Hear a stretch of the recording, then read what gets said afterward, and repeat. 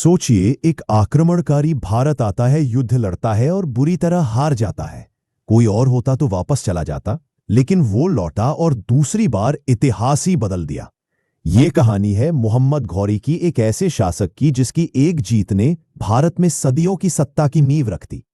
मोहम्मद घौरी का पूरा नाम था मोहम्मद बिन साम। वह अफगानिस्तान के गोर क्षेत्र का शासक था। उस समय उसका राज्य गजनी और आसपास के इलाकों तक फैला हुआ था।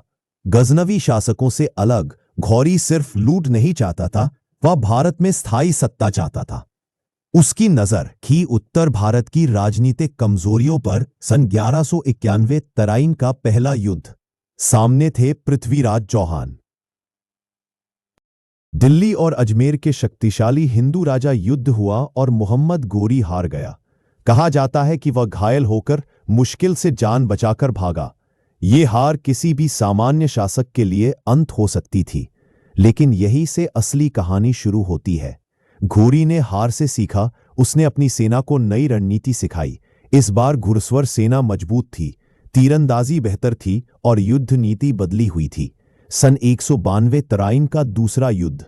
इस बार पृथ्वीराज चौहान हार गए। यही युद्ध भारत के इतिहास का टर्निंग पॉइंट बन गया। घौरी की जीत के पीछे 3 बड़े कारण थे। एकजुट कमान, तेज घुड़सवार सेना, राजपूत राज्यों में आपसी फूट। घौरी ने भारत पर सीधे शासन नहीं किया, लेकिन उसने अपने सेनापति कुतुबुद्दीन ऐबक को यहां छोड़ा। यहीं से दिल्ली सल्तनत की शुरुआत हुई। एक बड़ा सवाल उठता है, क्या घौरी का आक्रमण सिर्फ धार्मिक था?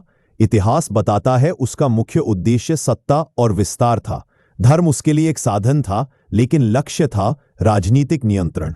मोहम्मद घौरी न सबसे महान था, न सबसे क्रूर, लेकिन उसकी एक जीत ने भारत की सत्ता व्यवस्था को हमेशा के लिए बदल दिया।